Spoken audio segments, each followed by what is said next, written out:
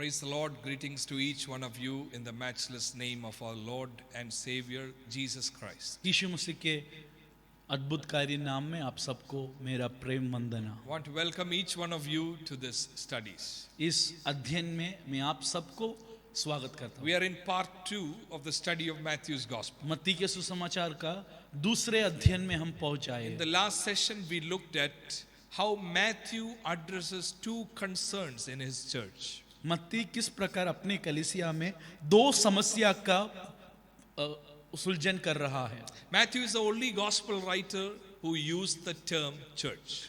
कलीसिया नामक जो प्रयोग है मत्ती ही सुसमाचारों में लिखा है। Matthew's gospel was used more in the early church. पुराने सभा में पहले सदी के कलीसिया में मत्ती का सुसमाचार का सबसे ज्यादा उपयोग हुआ। Matthew connects the Old Testament narratives well than any other gospel writer. दूसरे किसी भी सुसमाचार लेखन से भी अधिक पुराने नियम से संबंध जुटाने वाला एक सुसमाचार है मत्ती का सुसमाचार। I hope you all remember the two concerns that Matthew had in his mind to address through this gospel. इस सुसमाचार के दौरान दो प्रथम रूप के समस्या को मत्ती सुलझाना चाहता है। The first concern was church was attacked by Pharisaic Judaism from outside. पहला समस्या फरीसियों ने बाहर से कलीसिया को नीच समझकर उसे आक्रमण किया। They said from outside, they said, church, you meet in this house, you have nothing to do with Old Testament, you have nothing to do with Old Covenant. Moses, he is our leader, you are following a messianic pretender. That was their accusation. वो कहने लगे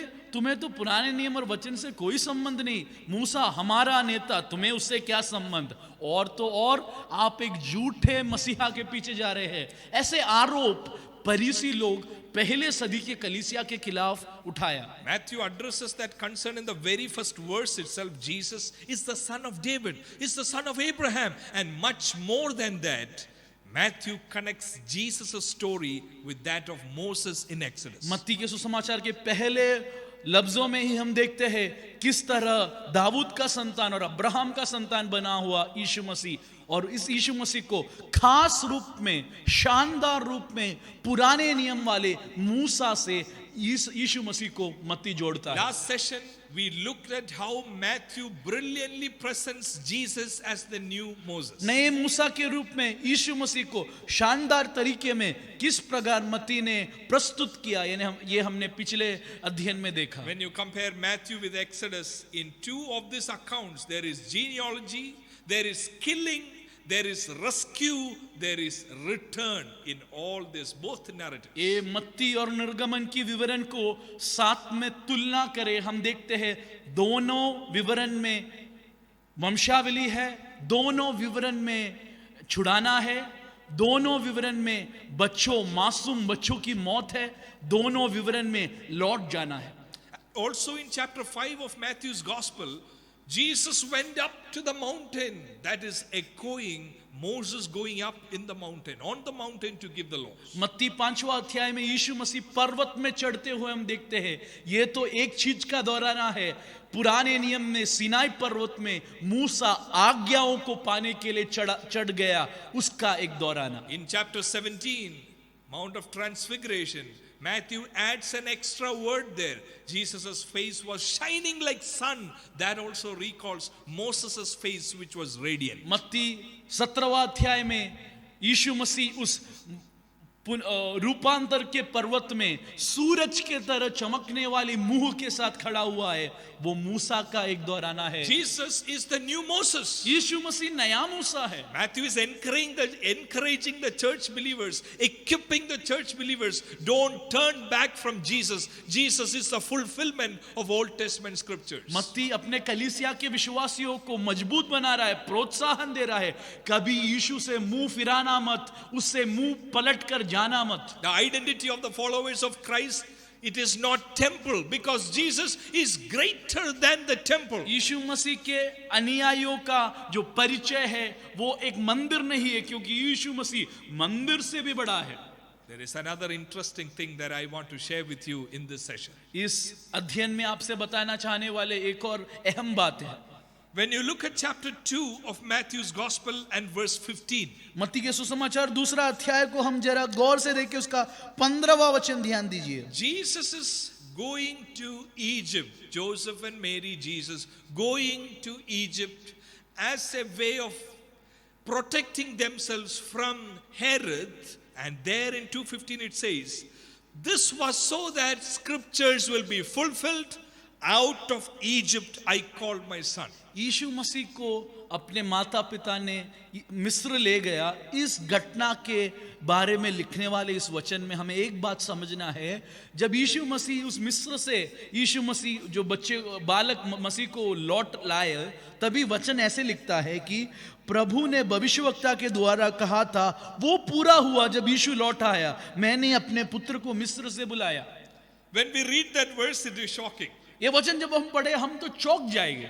This is a reference to Israel. ये तो पुराने नियम की इस्राएल के बारे में है। Israel was referred to as God's son. पुराने नियम में, निर्गमन की पुस्तक में, पुराने नियम में इस्राएल यहूदी लोग को परमेश्वर का पुत्र कहलाया गया है। They were brought out from Egypt. उस पुत्र को, उस यहूदी इस्राएल को पुराने नियम में मिस्र से बाहर लाया। That verse is now applied to Jesus. ये वचन यीशु मसीह पे अनुवर्त हुआ यहाँ। This is a quotation from Hosea chapter 11 and verse 1. होसिया की पुस्तक 11वां अध्याय दूसरा वचन का एक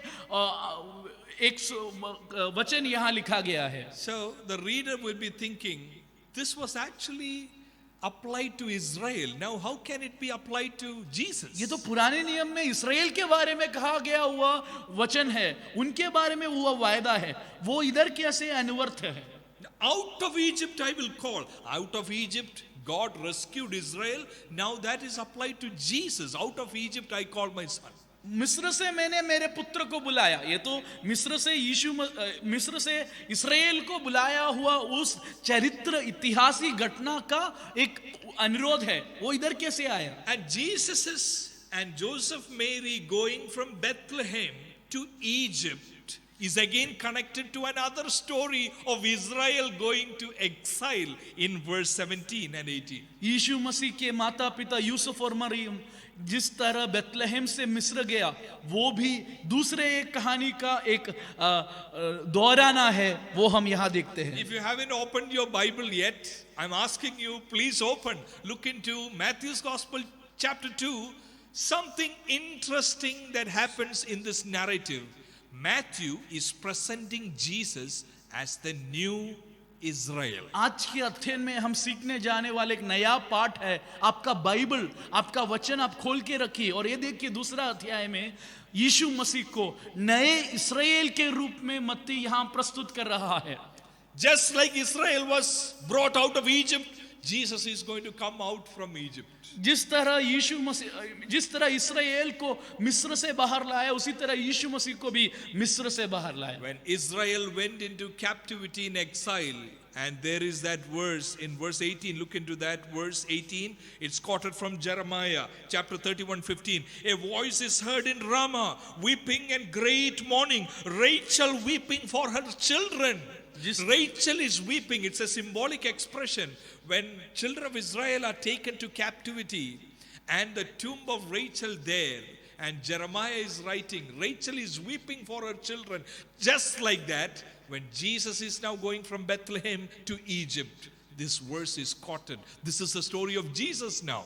देखिए 18 और 19 वचन दूसरा अध्याय में ये अनुवर्त हुआ है। रामा में करुणानाद सुनाई दिया, रोना और बड़ी विलाप। राहेल अपने बालकों के लिए रो रही है और शांति होना चाहती थी क्योंकि वो अब नहीं रहे। देखिए ये वचन पुराने नियम में यिर्मयाह ने लिखा हुआ एक वचन है। जब परमेश्वर के लोग निर्वासन में बाबिलोन में जा रहे थे, राहेल की जो शव कुटीर से उसके सामने से जा रही है, उस निर्वासन में जाने वाले लोगों को देखकर लिखा हुआ यिर्मयाह का वचन इस्राएल के बारे में जो सच था, वो अभी यीशु मसीह के बारे में, उस पीढ़ी के बारे में सच बन रहा है। It's very interesting. In the next chapter, chapter 3, verse 13 onwards, he talks about the baptism of Jesus. देखिए तीसरा अध्याय में ये और भी खास, और भी अचंबा बन रहा है। यीशु मसीह का बपतिस्मा के बारे में हम देखते हैं। Just like Israel crossed the Red Sea, Jesus passes through the waters of baptism. जिस तरह ये इस्राएल के लोग लाल सागर को पार किए, उसी तरह यीशु मसीह बपतिस्मा में पानी में डुबकी ले रहे हैं. If we ask the narrator, Matthew, what are you trying to do here? Out of Egypt applied to Jesus. The crying of Rachel, weeping, applied to Jesus. And passing through the waters of baptism applied to Jesus. This is the new Israel. देखिए मत्ती, तो आप क्या हमसे कहना चाह रहे हैं? हम मत्ती से पूछे, क्यों दूसरा अध्याय से क्या कहना चाह रहा है? यीशु मसीह मिस्र से आ रहा है, इज़राइल मिस्र से आने का दौराना. जैसे यिर्मयाह में रामा में एक रोना सुनाई दे रहा है क्योंकि वो प्रवास में जा रहे हैं, उसी तरह यीशु मसीह के पीढ़ी में, यीशु मसीह के जन्म के समय में बच्चों की मौत से राहेल रो रही है. तीसरा अध्याय में जिस तरह लाल सागर से इज़राइल पार हुआ, उसी तरह यीशु मसीह बपतिस्मा के लिए पानी में डुबकी ले रहा है. देखिए एक नया Israel. Now in chapter 4, again interesting, Jesus is in the wilderness. देखिए चौथा अध्याय में यीशु रेगिस्तान में है, मरुस्थल में है. For 40 days. 40 दिन और रात. Israel in the wilderness for 40 years. देखिए एक दिलचस्प बात, पुराने नियम में इस्राएल उस रेगिस्तान में, उस मरुस्थल में 40 साल बिताए. नया नियम में यीशु मसीह 40 दिन मरुस्थल में. Matthew is a Jew writing predominantly to Jewish people. मत्ती एक यहूदी व्यक्ति है और उसके वचन सुसमाचार पढ़ने वाले लोग ज्यादातर यहूदी है. When he is writing the story of Jesus, he has the story of Israel in the backdrop. देखिए जब यीशु मसीह की कहानी मत्ती लिख रहा है, यीशु मसीह को जंगल ले गए, तो उसके मन में खड़ी उठी हुई बात यही है, पुराने नियम में इस्राएल का इतिहास. This is new Israel. ये नया इस्राएल, नया इतिहास. Israel was supposed to be light to the nations. इस्राएल विजातियों के लिए एक ज्योति बनना था. Israel was supposed to reveal the character of the Lord to the people around them. इस्राएल दुनिया वालों को परमेश्वर का स्वभाव प्रकट करने के लिए बुलाए गए. That is why they were covenant community. वो वाचा के लोग थे. They got the law. They are supposed to exemplify the character of God by obeying Mosaic law. उनको वाचा मिला, उनको परमेश्वर से नियम मिले, आज्ञा मिले. दुनिया के सामने परमेश्वर के स्वभाव बताने वाले लोग थे, उसके लिए चुने गए थे. Now you see Jesus saying, I am the light of the world. इधर यीशु मसीह कहता है, मैं दुनिया का ज्योति हूं. In the Old Testament, Israel, light of the world. पुराने नियम में इस्राएल संसार का ज्योति समान था. Jesus, new Israel. यीशु मसीह नया इस्राएल. In John 15:1, I am the true vine. यूहन्ना 15:1 में मैं सच्चा दाखलता हूं. And in Matthew's Gospel, when we return to Matthew's Gospel 5:1, again it echoes people of Israel receiving law from Mount Sinai. Sinai के पर्वत में पुराने नियम के लोग परमेश्वर की आज्ञा को हाथ लेते हैं, उसका एक दोहराना है मत्ती का 5. Here you see the new Israel on the mountain. यहाँ नया इस्राएल पर्वत पे खड़ा है. And you know what he says in the Sermon on the Mount? और इस पहाड़ी उपदेश में वो क्या कह रहा है? You have read, do not commit adultery. But I tell you, this is a phrase that keep on coming in 5-7. I tell you, somebody with authority. He is the new Moses. He is new Israel. देखिए 5वां अध्याय में नया मूसा, नया इस्राएल.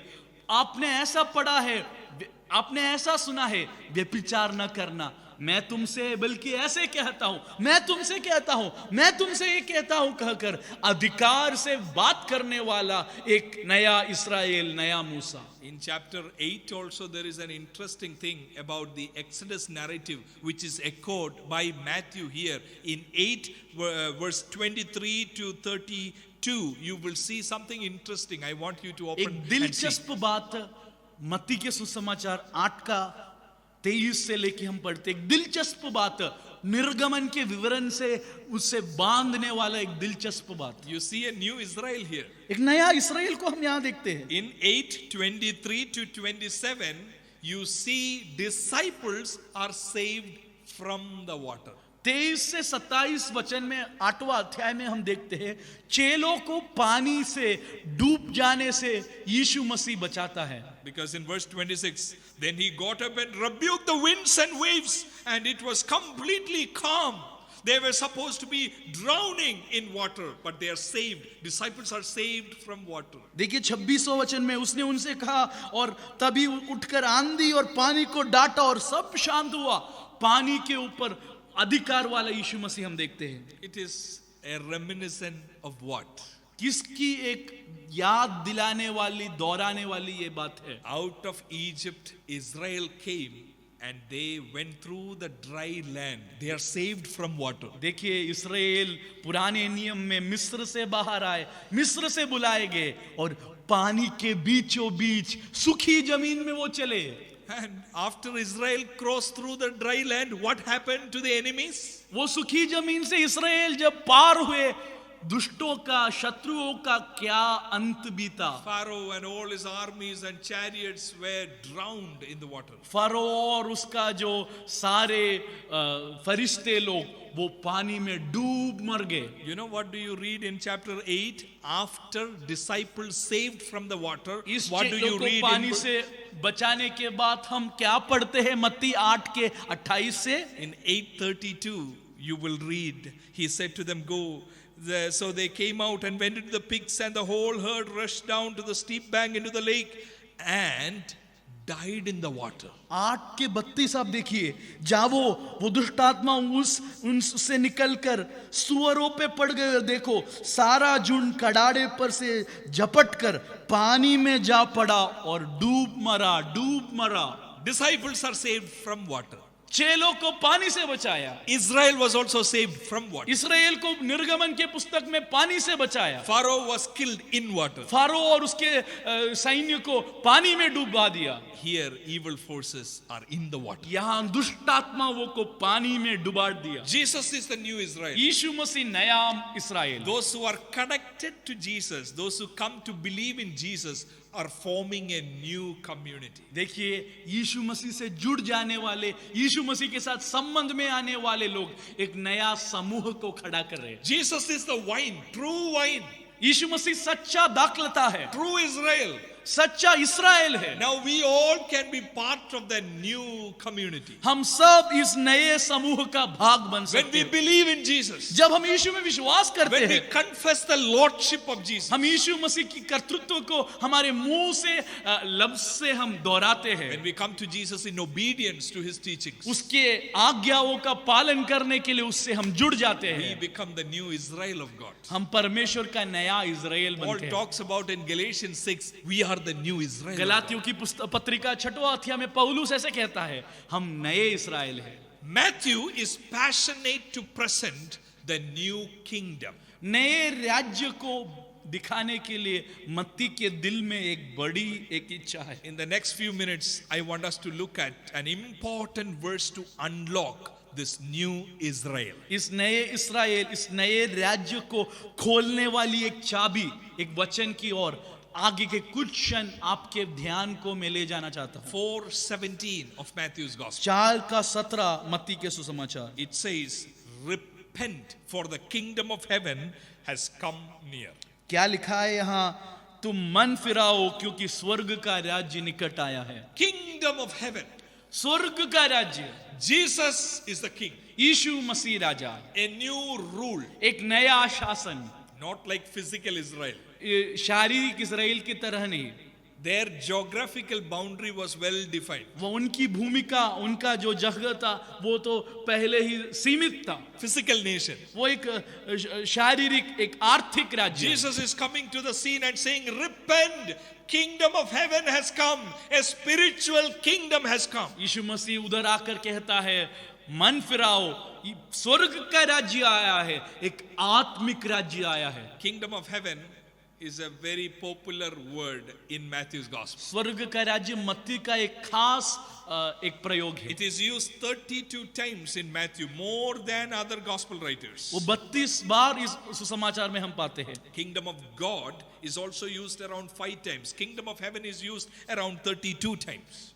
परमेश्वर का राज्य वो 5 बार और 32 बार स्वर्ग का राज्य हम पाते हैं। These are not two different things. ये दो चीज नहीं है। These are used synonymously in gospel. वो आपस में इधर उधर इस्तेमाल किया है। In Luke's gospel, let's say if you read through Luke's gospel, you will always see kingdom of God, kingdom of God, kingdom of God. That is where that phrase repeats in Luke's gospel. लूका की सुसमाचार में परमेश्वर का राज्य ये प्रयोग हम देखते But हैं। in Matthew's gospel, kingdom of heaven, kingdom of heaven. मत्ती के सुसमाचार में स्वर्ग का राज्य। What is the difference? इसका फर्क क्या है? Why Matthew chooses kingdom of heaven in place of kingdom of God most of the times? क्यों हमेशा ज्यादातर समय 32 बार परमेश्वर के राज्य के बदले स्वर्ग का राज्य मत्ती ने इस्तेमाल किया? In the first century, when you look at the Jewish people, they will not take God every now and then. हम पुराने नियम के या यीशु मसीह के समय के यहूदियों का जीवन को पढ़ के वो कभी परमेश्वर का नाम ऐसा वैसा इस्तेमाल नहीं करते, बहुत सीमित रूप में इस्तेमाल In करते। place of them saying God bless you, they would say may heaven bless you. परमेश्वर तुम्हें आशीष करे ये कहने के बदले वो कहेंगे स्वर्ग तुम्हें आशीष करे। That is why Matthew is choosing this word kingdom of heaven. इसलिए मत्ती इस प्रयोग का इस्तेमाल करता है, इस पर्याय प्रयोग स्वर्ग का राज्य। Matthew has arranged this 28 chapters very beautifully by taking this phrase come to reality in 5 different blocks. 5 भिन्न भाग में इस स्वर्ग का राज्य को मत्ती ने बहुत मनोहर और सुंदर रूप में व्यवस्थित किया है। When I say 5 blocks, 5 teaching blocks, that is again reminding us of something in the Old Testament. 5 खंड मत्ती के सुसमाचार में स्वर्ग का राज्य को बताने के लिए 5 खंड का इस्तेमाल किया। ये 5 खंड भी पुराने नियम के एक बात को दोहराता है। First 5 books of the Old Testament, Pentateuch. पुराने नियम के पहले 5 मूसा के पुस्तक पेंटाटुक। Jesus is greater than Moses. यीशु मसीह मूसा से भी बड़ा है। This is new Israel. ये नया इस्राएल है। 5 new blocks. ये यीशु मसीह के उपदेश के 5 नए खंड, 5 pillars. 5 खंड हम देखते हैं। All these pillars, one after the other, are explaining different facets of the kingdom of heaven. ये 5 खंड या परमेश्वर के राज्य के, स्वर्ग राज्य के 5 स्तंभ, ये परमेश्वर के राज्य के 5 व्यवस्थाएं और 5 दृष्टिकोण से हमें बताते हैं। Chapters 5 to 7 talks about constitution of the kingdom of heaven. 5 से 7 तक पहला खंड में परमेश्वर के राज्य का, स्वर्ग राज्य का संविधान हम This पाते is हैं। a different kingdom. ये दूसरा ही एक राज्य है। It is not physical kingdom Israel. वो इस्राएल की तरह एक आर्थिक राज्य नहीं है भाइयों। In physical kingdom Israel, blessed are the rich.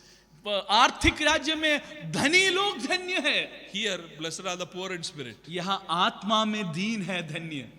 In the old, under the old covenant, nobody would say, blessed are those who mourn. पुराने वाचा में रोने वाले दुखी लोग धन्य है कोई नहीं कहेगा। God is with you, you are going to be very happy. Everything is going to go well. पुराने वाचा में अगर परमेश्वर तुम्हारे साथ है, दुख की तो कोई बात नहीं, तुम खुशहाल होगे। In kingdom of heaven, king says, blessed are those who mourn. नया वाचा में, नए परमेश्वर के राज्य में राजा कहता है दुखी लोग भाग्यवान। It's revolutionary. जो शोक करते वो धन्य है। ये तो कितना बड़ा विप्लव है। When you look at verse 11, 5:11, blessed are you when people insult you, persecute you, falsely say all kinds of evil against you because of me. धन्य है जब तुम मनुष्य तुम्हारे कारण तुम्हारे निंदा करे, सताए और झूठ बोलकर तुम्हें विरोध करे, तुम्हारे बारे में हर प्रकार की बुरी बात करे, तब आनंदित और मगन हो। 5:11 में मत्ती कह रहा है। In the old covenant, what do you see there? पुराने वाचा में हम क्या देखते हैं? If Israel is persecuted, if enemies are coming, God is going to fight for them. अगर इस्राएल को कोई पीड़ा दे, कोई बुरा भला कहे, तो परमेश्वर इस्राएल के लिए युद्ध करता है। पुराने वाचा में He will go in front to defeat enemies. शत्रुओं का विरोध करने, उनका नाश करने इस्राएल के आगे जाने वाला एक This परमेश्वर। is completely different. ये तो भाई अलग ही है। Most of the believers have not understood this new covenant and old covenant differences. दुख की बात यही है, कई विश्वासी गण पुराने वाचा और नए वाचा का फर्क अभी तक समझे नहीं है। That is why these days, even in coronavirus times, Some of us think if you are a genuine believer, coronavirus will not come near to your house. क्योंकि आज काफी विश्वासी लोग ऐसे सोचते हैं कोरोना के समय में अगर मैं सच्चा विश्वासी हूं कोरोना मेरे घर के किसी भी भाग में चारों ओर नहीं आएगा. Can God protect us? परमेश्वर हमारी सुरक्षा कर सकता है क्या? Of course he can. जरूर कर सकता है. Can God heal us? क्या परमेश्वर हमें चंगा कर सकता है? Of course he can heal Yeshu us. मसीह चंगा आज भी करता है. But healing and wealth is not the sign of divine favor in the new covenant. लेकिन नए वाचा में चंगाई और धन मिलना परमेश्वर के अनुग्रह का चिन्ह नहीं है मेरे प्रिय लोगों. In the old covenant, health and wealth was the sign according to Deuteronomy 28. वाचा विवरण के पुस्तक 28 अध्याय के हिसाब से पुराने वाचा में धन और अच्छी तंदुरुस्ती पुराने वाचा का चिन्ह था. This is new Israel. एक नया इस्राएल इधर हम देखते New हैं. people of God. एक नए समूह Very different from old covenant. पुराने नियम और पुराने वाचा से बिल्कुल अलग. King's proclamation, constitution is revolutionary. पर क्रांतिकारक एक नई उद्घोषण हम देखते हैं. नए राजा का नया उद्घोषण. When you look at chapter 5, verse 43 and 44 of Matthew's Gospel, something revolutionary again there in 5:43-44. देखिए मत्ती के सुसमाचार 5वां अध्याय में हम आगे जाते हैं. उसके 43 और 44 वचन में हम क्या देखते हैं? एक क्रांतिकारक बात. You have heard that it was said, love your neighbor and hate your enemy, because God is going to show himself up among your enemy. You will be a strong man among your enemy. That is the old covenant. But Jesus is saying, you have heard, love your neighbor, hate your enemy. But I tell you, this is new kingdom. This is new kingdom, new Israel. But I tell you, love your enemies. देखिए तुम सुन चुके हो कि अपने पड़ोसी से प्रेम रखना और अपने बैरी से बैर रखिए. ये पुराना वाचा में अगर कोई आपका बैर करे तो तुम्हारे बैरी के खिलाफ खड़े होने वाले परमेश्वर को हम देखते हैं. नया वाचा में यीशु कहता है तुमने तो सुना है बैरी से बैर रखे, परंतु क्रांतिकारक बात है. ये कितना दिलचस्प बात है. 44 वचन में परंतु मैं तुमसे यह कहता हूं अपने बैरियों से प्रेम रखो और अपने सताने वालों के लिए प्रार्थना करो. If you are persecuted, rejoice. तुम्हें पीड़ा दिया गया है, आनंदित हो, मगन हो. When enemies are coming to taunt you, when enemies are coming to destroy you, love them, pray for them. बैरियों तुम्हारे नाश करने के लिए निकल पड़े, तुम क्या करे? उनके लिए प्रार्थना करे, उन्हें प्रेम करे. क्या क्रांतिकारक बात है. No wonder what we read in 7:28. इसलिए 7 के 27 में हम क्या पढ़ते हैं? First explanation of kingdom of heaven. Kingdom of heaven is Jesus' topic.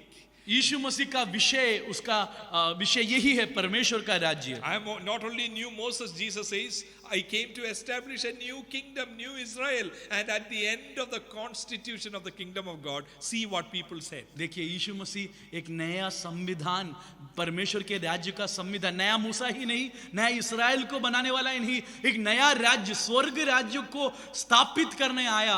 और यीशु मसीह का पहले उपदेश के खंड में उसके अंत में क्या घटता है, क्या लिखा गया है, जरा देखिए. In verse 28 of the end of Sermon on the Mount, chapter 7, when Jesus had finished saying these things, the crowds were amazed at his teaching, because he taught as one who had authority greater than Moses, one who had authority, and content of his teaching was also revolutionary. देखिए यीशु मसीह के संदेश कितना क्रांतिकारक था. मत्ती के सुसमाचार 7 के 28 में हम क्या देखते हैं? जब यीशु ये बात कर चुका तो ऐसा हुआ कि भीड़ उसके उपदेश से चकित हुई.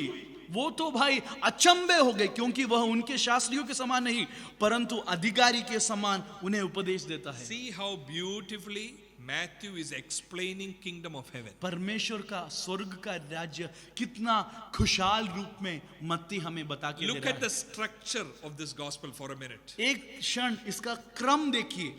Matthew starts with narrative about Jesus' birth, genealogy, temptation, baptism, all those narrative things, stories about Jesus. यीशु मसीह के बारे में, यीशु मसीह को परिचय करने के लिए, उसका जन्म, वंशावली, उसके बपतिस्मा, उसके जो सताए जाना, ये सब पहले अध्याय में हम देखते हैं. After 4 chapters of narrative, you have 2 chapters of teaching. देखिए 4 अध्याय में विवरण यीशु मसीह के बारे में जो कहानियां दी गई है, अगला 3 अध्याय में हम क्या देखते हैं? यीशु मसीह का उपदेश। 3 chapters, 5, 6 and 7, you have teachings. मत्ती 5, 6, 7 पहला खंड, उपदेश का पहला खंड। Narrative, teaching. कहानी, उपदेश। After teaching, after chapter 7, what are we expecting now? अभी कहानी, विवरण और उपदेश के बाद 7वां अध्याय के बाद अभी हमें क्या प्रतीक्षा करना है? 8 and 9 is again narratives. 8 और 9 अध्याय में फिर से विवरण, Miracles. अद्भुत चिन्ह और चमत्कार। And next teaching comes in chapter 10. 10वां अध्याय में उपदेश का दूसरा खंड। All the teachings are connected to Matthew 4:17, kingdom of heaven. सारा उपदेश 4 का 17 से जुड़ा हुआ है, स्वर्ग का राज्य। In chapter 10, it talks about missionaries of the kingdom of heaven. 10वां अध्याय में परमेश्वर के राज्य के खादिमों के बारे में। I often look at chapter 10:16 and think whether we have got it right. मैं काफी बार 10 का 16 पढ़कर ऐसा सोचता हूं, सच में हमें इस बात के पल्ले पड़े हैं क्या? You know what is there in 10:16? Missionaries of the kingdom. This is new kingdom, new Moses, new Israel. Look at the nature of the missionaries. It says in 10:16, I am sending you out like sheep among wolves. 10 का 16 में ऐसे लिखा गया है, देखिए मैं तुम्हें भेड़ों के समान भेड़ियों के बीच भेजता हूं। I think when some people say reinstate and mission and prayer, it sounds like we are sent out like wolves among sheep.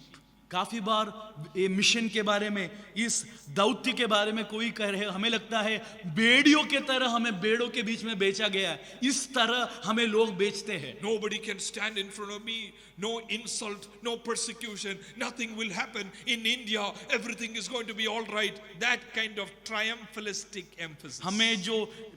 हमें जयवंत होने की एक सुसमाचार, हमें उत्साहन देने के लिए, प्रोत्साहन देने के लिए कोई तुझे रोक नहीं सकता, तू आगे बढ़ता जाएगा, तू सर बनेगा, तू आगे रहेगा, तेरे सामने कोई भी खड़ा नहीं होगा। इस तरह हमें बहुत प्रचोदन देने वाले बातें लोग कहते हैं। I have asked this question recently in a meeting. I asked them, it was youths, majority of them were youths. I asked them, imagine you are sent out by Jesus and you want to picture yourself as an animal. Which animal would you pick? अगर यीशु मसीह ने तुम्हें बेचा है, यीशु मसीह बेचा है ऐसे विश्वास करते हो, तुम किस व्यक्ति, किस चीज के साथ अपने आप का तुलना करोगे? ऐसे मैंने एक युवकों के संगति में पिछले दिन पूछा। You can guess what would have been the replies. किस जानवर से आप अपना तुलना करोगे? मैं ऐसे पूछा तो उसका जवाब क्या होगा आपको पता होगा? Majority of them said, we are in the kingdom of heaven. We are supposed to be lion. काफियों ने कहा एक सिंह के तरह हम परमेश्वर के राज्य में एक सिंह के जैसे हम आगे बढ़ेंगे। Some others said tiger. 10:16, we are sent out like sheep among wolves. पर अगला वचन क्या कहता है? हमें सिंह के तरह नहीं, बाघ के तरह नहीं, हमें तो भेड़ की तरह भेड़ियों के बीच में बेचा है। I often read that verse and comfort myself thinking, if my shepherd is Jesus, I don't mind to be a sheep. मैं हमेशा ये वचन पढ़कर अपने आप में एक प्रोत्साहन पाता हूँ, अगर यीशु मसीह मेरा चरवाहा है, मुझे एक भेड़ बनने में, उसकी भेड़ बन के चलने में कोई भी निराशा नहीं है। If you are listening to us today, disheartened, discouraged about ministry itself, maybe last couple of months it was tough on you, no church gathering, no new believers. Let me tell you, we are in a new kingdom where power is measured not by success and numbers. Power is measured by faithfulness. देखिए, अगर आप सुसमाचार की सेवकाई में हो, पिछले कुछ महीने लॉकडाउन के कारण संगति नहीं है, आत्मिक सेवकाई आगे बढ़ नहीं रही है, अब दिल में निराश और दिल में भयभीत होकर मेरा सुसमाचार की सेवकाई कैसे आगे बढ़ेगा, ऐसे आप सोच रहे हो, मुझे आपको इस क्षण कहने का ये संदेश ये है, डरो मत। आप अपने आप को किसी भी तरह भयभीत होकर आगे मत जाइए, मुझे ये कहना है आपसे। Ethics of the kingdom in 5, 6 and 7 is revolutionary. मुझे ये कहना है कि ये क्रांतिकारक है, क्योंकि हमारी सफलता संज्ञा में नहीं है, हमारी सफलता परमेश्वर की ओर में जो विश्वास योग्यता में है। The constitution of the kingdom in 5, 6, 7 is revolutionary. 5, 6, 7 अध्याय में मत्ती में लिखा गया इस परमेश्वर के राज्य का संविधान वो तो क्रांतिकारक है। Missionaries of the kingdom of heaven is revolutionary. मत्ती 10 में दिया हुआ परमेश्वर के राज्य के सेवकों के बारे में जो विवरण है वो क्रांतिकारक है। Look at the structure of Matthew again. Narrative in 1, 2, 3, 4, then 5, 6, 7 teaching, 8, 9 narrative. Now in chapter 10 teaching, Matthew is moving on to narrative. देखिए, in 11, 12. मत्ती ने कितने खास रूप में इसका क्रम रखा है। पहला विवरण, पहला 3 अध्याय, 4 अध्याय विवरण, 5, 6, 7 में उपदेश, 8, 9 फिर से विवरण यीशु मसीह की सेवकाई, 10वां अध्याय में उपदेश का दूसरा खंड, 11वां अध्याय से फिर से यीशु मसीह से संबंधित कहानियां, विवरण, घटनाएं। In 11 and 12, Matthew is writing different responses to the kingdom of heaven. Narratives. 11 और 12 अध्याय में स्वर्ग के राज्य के प्रति लोगों की भावनाएं और प्रतिकरण दिया गया। There are some positive responses, कई अच्छे प्रतिकरण हम देखते हैं, but there are some negative responses. उसी समय काफी दिल को दर्द देने वाली प्रतिकरण हम देखते There हैं। are some responses in between, neither positive nor negative, confused like John the Baptist. काफी लोग उनको कुछ पता ही नहीं सही है या गलत है, यूहन्ना बपतिस्मा की तरह काफी चंचलित प्रतिकरण हम देखते हैं। Chapters 11, 12 describes to us various responses, and in our context we can experience similar kind of responses. 11-12 अध्याय में स्वर्ग राज्य के प्रति भिन्न भिन्न लोगों के भिन्न भिन्न भावनाएं हम देखते हैं। इसी तरह आज भी सुसमाचार के खिलाफ वचन के प्रति भिन्न भिन्न लोगों को भिन्न भिन्न भावनाएं हैं। There will be negative responses. काफी बार हमें दिलासा नहीं देने वाले, हमें दुखित करने वाली This is प्रतिकरण होगी। a narrow path. ये बहुत सकरा रास्ता है। Everybody is not going to come and praise, oh, what a teaching, what a church. We would like to be part of your church. No, there are some people who will eventually come to the church but later leave the church. सब हमारे बारे में अच्छा नहीं कहेंगे, सब हमारे कलीसिया में नहीं आएंगे। ओ कितना अच्छा उपदेश है, कितना अच्छा मंडली है, कहने वाले लोग नहीं रहेंगे ज्यादा लोग, काफी लोग आके बाद छोड़ के जाएंगे। That is why negative responses will be there. बुरा नकारात्मक प्रतिकरण But होंगे, positive responses also. लेकिन सकारात्मक प्रतिकरण भी है। Some people will be confused like John the Baptist. काफी लोग चंचलित होंगे, We have to give them reasons to stand firm. उन्हें खड़े होने के लिए, उलझे हुए लोगों को खड़े होने के लिए कारण देना हमारा उत्तरदायित्व है। After 11 and 12 chapters narrative, you have a teaching in chapter 13. इस 11-12 अध्याय के जो प्रतिकरण की विवरण, कहानियां, घटनाओं के बाद 13वां अध्याय में वापस तीसरा खंड, उपदेश का तीसरा खंड, One after the other parables about kingdom of heaven. स्वर्ग राज्य के बारे में एक के बाद एक दृष्टांत दिए गए हैं। The first parable itself starts with different kind of soils. काफी भिन्न भिन्न तरीके के मिट्टी के बारे में पहला दृष्टांत, That is connected with 11 and 12. वो 11 और 12 अध्याय से जुड़ा है। Different soil. काफी रूप में भिन्न भिन्न तरीके के मिट्टी, People's responses are different. लोगों के प्रतिकरण भी भिन्न भिन्न तरीका में But है। you know what is the main message of chapter 13? 13वां अध्याय का सबसे खास संदेश क्या है, आपको पता है? No matter how much of resistance come from outside, kingdom of God, kingdom of heaven is going to expand. कितने भी प्रतिरोध, कितना भी बाहर से मुश्किलें परमेश्वर के राज्य के खिलाफ आए, परमेश्वर का राज्य बढ़ता ही रहेगा, उसका सिलसिला जारी रहेगा। In your context, in your place that you are in, kingdom of God is going to expand. तुम्हारे समूह में, तुम जिस क्षेत्र में है, जिस प्रांत में है, वहां परमेश्वर का राज्य आगे बढ़ेगा। You might think, even in this coronavirus times, will the church expand? तुम सोचेंगे इस कोरोना के प्रतिकूल के बीच में कलीसिया बढ़ेगा?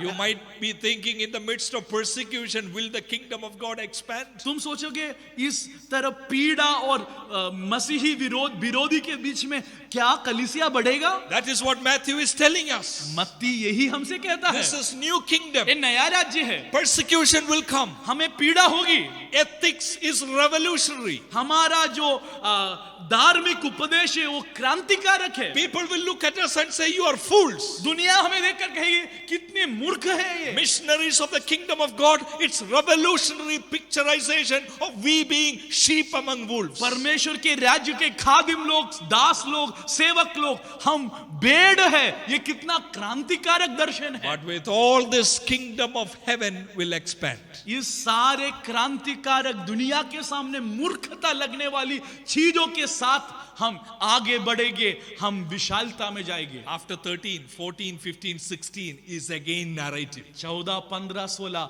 फिर से हम देखते हैं एक विवरण. The 4 chapters, 14, 15, 16, 17 narratives. 14, 15, 16, 17 अध्याय में फिर से घटनाएं यीशु मसीह के खुल्लम सेवकाई में हुई एक बातें. In chapter 18, you have the fourth pillar, fourth block of Jesus' teaching. In 18 अध्याय में हम यीशु मसीह के उपदेश के चौथा खंड को देखते हैं. There you see that confession of Jesus in 16 and in 18 in particular, discipline in the kingdom of heaven. 16 और 18 अध्याय में यीशु पतरस का जो कबूल करने वाली बात को 16 अध्याय में देखा, लेकिन 18वां अध्याय में हम क्या देखते हैं? कलीसिया के अंदर कैसे शिक्षण देना चाहिए. That is again very key for us to understand today. आज हम वो समझना बहुत जरूरी है. We talk about expansion of the kingdom of God. हम परमेश्वर के राज्य का जो आगे बढ़ने के बारे में हम सोच रहे थे. But growth should not be at the expense of quality. लेकिन परमेश्वर का राज्य का बढ़ोतरी उसके खासियत को, उसके जो गुण को कम करते हुए नहीं होना चाहिए. Chapter 18, 15 onwards, it is about dealing with sin in the church. 18वां अध्याय 15वां वचन से कलीसिया में पाप आए तो उससे कैसे मुठभेड़ करना है. This is kingdom of heaven. ये परमेश्वर का राज्य है. We cannot tolerate sin. हम पाप को समेट के नहीं रख सकते. Sin has to be addressed. पाप से हमें मुठभेड़ करना है. That is why in 1 Corinthians 5 also Paul says, little yeast spoils the whole batch. इसलिए पहला कुरिन्थी उसका 5वां अध्याय में पौलुस क्या करता है? थोड़ा खमीर पूरे चीज को खराब करता है. In our churches we need discipline.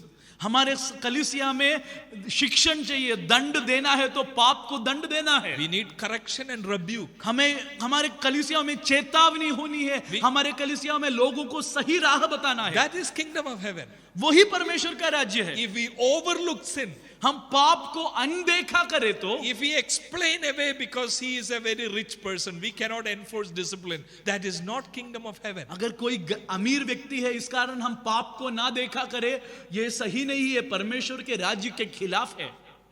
After 18, in chapter 19, 20, 21, 22, again narrative. देखिए 18वां अध्याय में परमेश्वर के कलीसिया में कैसे शिक्षण लाना है, दंड देना है, हमने देखा. 19, 20, 21, 22, 23 हम क्या देखते हैं? उपदेश, हम विवरण देखते हैं, कहानियां देखते हैं. The last block of teaching in Matthew's gospel is from chapter 23 to 25. मत्ती के सुसमाचार में आखिरी खंड उपदेश, 5वां खंड 23 और 24 में हम देखते हैं. First block was in 5, 6, 7. पहला खंड परमेश्वर के राज्य का जो संविधान है 5, 6, 7 में देखा. Ethics of the kingdom of God. परमेश्वर के राज्य के धार्मिकता. Chapter 10, it is missionaries of the kingdom. मत्ती के सुसमाचार 10 में परमेश्वर के राज्य के खादिम लोग, सेवक लोग. Chapter 13, it is parables of the kingdom of heaven. 13वां अध्याय में परमेश्वर के राज्य के दृष्टांत को हमने देखा.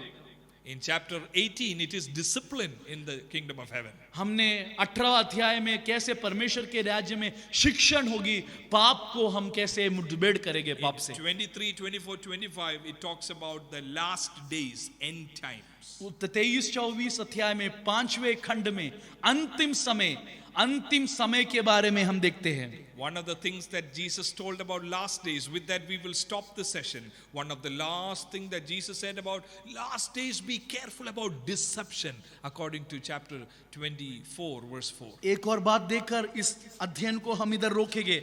23-24 अध्याय में अंतिम समय में क्या होगा? धोखा होगा। धोखे की समय है। Deception. धोखा। Kingdom of heaven, those who belong to kingdom of heaven must safeguard themselves. इस आत्मिक राज्य, स्वर्ग राज्य के भागी होने वाले लोग हर एक छल से, हर एक कपट और धोखा से अपने आप को संभालना है। Many false prophets will come. काफी झूठे भविष्यवक्ता आएंगे। Many will be deceived. अनेक लोग को धोखा देंगे। But kingdom of heaven belongs to those who will find themselves around Jesus and his teaching. यीशु मसीह और उसके उपदेश से मिलजुल कर जो रहेंगे, जो धोखे से अपने आप को संभालेंगे, जो अंत तक खड़ा होंगे, उनके लिए परमेश्वर का राज्य है। Matthew 4:17 is the key to unlock all this. 4:17 मत्ती 4:17 परमेश्वर का राज्य को खोलने वाली चाबी है।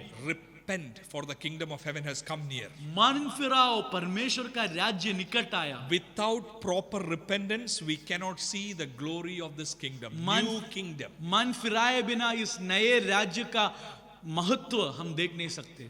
Without proper repentance, without genuine repentance, we create our own kingdom and think that it is kingdom of heaven. सच्ची मन फिराने के बिना अगर हम आगे बढ़े, हम खुद का राज्य को खड़ा करेंगे और सोचेंगे ये परमेश्वर का राज्य है। How many of you would pray with me right now? Lord, I want to live like a kingdom man. मुझे परमेश्वर के राज्य के एक नागरिक के समान जीना है। I want to follow the ethics of the kingdom. इस राज्य के धर्मोपदेश को मुझे पीछा I want करना to है। be a missionary of the kingdom. मैं इस राज्य का दूत बनना चाहता हूँ। I want to be involved in the church discipline. I don't want to overlook sin. I want to stand for the word of God. पाप को अनदेखा करने वालों में से मुझे नहीं होना है। कलीसिया में जब दंड दिया जाता है, शिक्षण दिया जाता है, पाप से मुठभेड़ करने में मुझे आगे बढ़ना है। I want to be careful about deception in the last days. अंतिम दिनों में होने वाली छल और कपट और धोखा से मुझे अपने आप को संभालना है। Heavenly Father, we look to you today. स्वर्गीय पिता, हम आपकी ओर देखते हैं। Thank you for your word. आपके वचन के लिए धन्यवाद। Thank you for choosing us to be part of the kingdom of heaven. इस राज्य का, स्वर्ग राज्य का भागीदार बनाने के लिए धन्यवाद। Oh Lord, what a joy it is to be part of your kingdom. आपके राज्य का वारिस बनना कितना खुशहाल है। But help us to check our lives whether we have repented minds. हमारा दिल, हमारे अंदर सच में मन परिवर्तन, मन फिरना हुआ है या नहीं, इसका परख करने के लिए हमें मदद करना। Lord, I pray that your grace will be there, transforming grace. आपका रूपांतर करने वाली अनुग्रह हम सब पे Monday. Change our thinking, oh God. हमारे सोच को बदल। Help us not to be conformed to the patterns of this world. इस दुनिया के जो भी रीति रिवाज से मिलजुलने हमें अनुमति ना दे। May we be new. हम नए बने परमेश्वर। May we be found in your new kingdom. तुम्हारे इस नए राज्य में हम पाए जाए, यही हमारी प्रार्थना। May your kingdom expand in and through our lives. हमारे जीवन में और हमारे जीवन के द्वारा आपका राज्य का बढ़ोतरी हो। In Jesus' name we ask this prayer. यीशु मसीह के बहुमूल्य नाम में हम पूछते हैं। Amen. आमीन। God bless you all. परमेश्वर आप सबको आशीष करे।